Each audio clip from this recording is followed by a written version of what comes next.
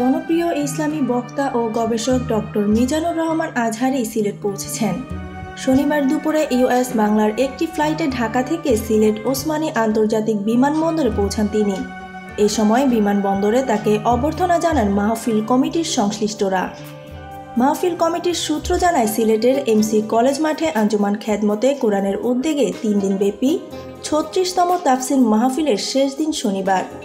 এদিন রাত 8:15টার দিকে তার আলোচনা করার কথা রয়েছে।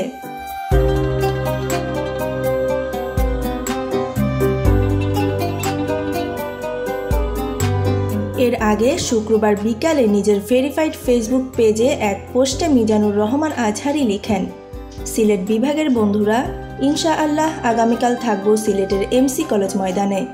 আঞ্জুমানে খেদমতে কোরআনের উদ্যোগে আয়োজিত তাফসিরুল কোরআন মাহফিলে আসুন, দেখা হবে, কথা হবে।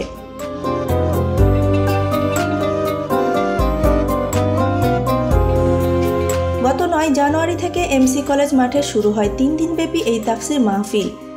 ডক্টর মিজানুর রহমান আজহারী ছাড়াও মাহফিলে তাফসির পেশ করেন ইসলামী চিন্তাবিদ শায়েখ সৈয়দ কামাল উদ্দিন জাফরি, কামরুল ইসলাম সাঈদ আনসারী, মুফতি আমির হামজা, মাওলানা সাদিকুর রহমান আনসারী, মাওলানা আবদুল্লাহ আল আমিন, শায়েখ ইসহাক আল মাদানী সহ দেশ বরেণ্য ওলামায়ে কেরাম।